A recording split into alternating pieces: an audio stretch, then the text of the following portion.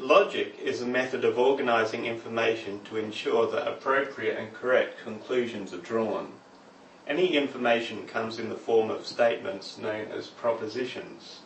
A proposition might be the sentence, "I have a large whiteboard," designated symbolically as a letter. This sentence can be determined to be either true or false depending on the definitions of large and whiteboard. Aristotlean logic makes use of two basic laws for treating such propositions. The law of the excluded middle, that every statement is either true or false, and the law of non-contradiction, no statement is both true and false. There are systems of logic that do not require one of each or both of these laws to be true. Objects can be arranged into groups to demonstrate the logical processes.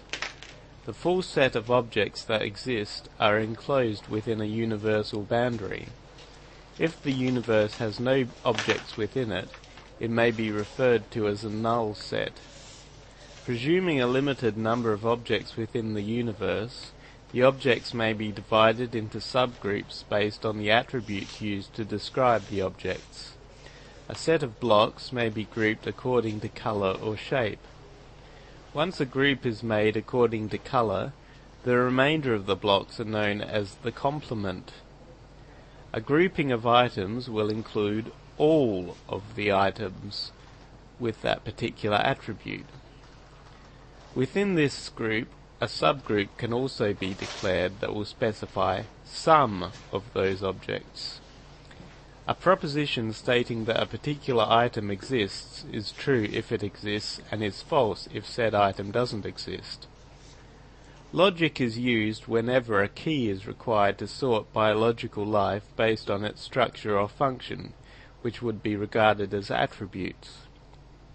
The animal key for scientific classification, for instance, would group all animals together in the universe and create linking groups and subgroups that decrease in size until the smallest amount of diversity that is considered is recognized by the system as a species. A proposition may be made for individual items within the universe about their attributes. The statement, "This item is red," is true of one object, but is false if said about another object that is not red. When two attributes are used to group the objects, individual objects may belong to one set, to the other set, to both sets, or to neither of them. Items which belong to both sets exist with attributes in conjunction with each other. The statements, "This item is red," and "This item is triangular," are both true. Both true propositions can be put together using an AND operator to create a single true conclusion, "This item is red and triangular." A true conclusion about an object can also be reached using one false statement and one true statement disjunctively, provided that they are combined with an OR operator. The proposition, "This item is red," is false of a blue triangular item, but the statement, "This item is triangular," is true. The conclusion, "This item is red or triangular," is a true statement, and items which are red, items which are triangular, and items which are both red and triangular satisfy this criteria. If, however, the conclusion had been, "This item is either red or triangular," a red triangle would not truly represent the criteria specified.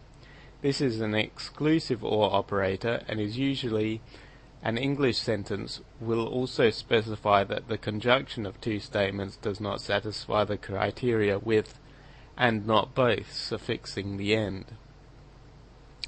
There are 16 different operators which may be applied to two propositions to achieve a true or false conclusion based on two propositions, although the most commonly used within computer systems programming and electronics are AND, OR, and exclusive OR. A Venn diagram can be used to represent each of the results of these operations. the shaded area indicating the existence of objects that truly satisfy the criteria. Another operation is implication, whereby the truth value of one statement ensures the truth value of another statement, but is independent of its truth value otherwise. Mutual implication means that both propositions are true together and both are false together. Contradiction is a false conclusion regardless of the two propositions used, and tautology is a true conclusion regardless of the propositions. A third proposition added to the conclusion statement will use an operator to connect it to one of the other two propositions, or to a combination of the two propositions including their mutual operator. In the latter case, the combination is symbolically designated by parenthesis. The conclusions of these, expressed in the English language, can be quite garrulous, so the symbols act to ensure that the process is abstract. Propositions can be taken as the input information for a logical argument, and the conclusions may be understood as the output information. From the input information, the output is deduced, and the same information may be used for several outputs. It is also possible to work out the many combinations that will result in a particular conclusion using an inductive method. Each of the inputs are worked upon by operators within the logical argument, represented here by a box, and the output is presented as a value either true or false, depending on the existence or non-existence of an object. Many operators can be connected together using the input information to create the output. It is also possible to use a single operator called an incompatibility operator, a Sheffer stroke, to perform all the necessary operations on the input to obtain the output. For instance, an AND operator and an OR operator can be emulated. Given a certain number of these operators, it also will be possible to emulate the 16 operators using a comparatively smaller set of these operators as computers do. Boolean algebra can be used to reduce the number of operators used in a particular argument. It makes use of AND, OR, NOT, and parentheses to symbolically represent the argument. When inputs are used several times in the argument, rules of replacement allows the argument to be altered. In setting up a device to add binary numbers together, a 0 may represent a false proposition and a 1 a true proposition. There will be 2 inputs and 2 outputs. John von Neumann specified that the nature of the reasoning will be: the sum digit is 1 if the 2 addend digits differ, otherwise it is 0. The carry digit is 1 if both addend digits are 1, otherwise it is 0. This reasoning may be represented using propositions and operators. A device known as a Karnaugh map can also be used to simplify the process with large numbers of operator gates.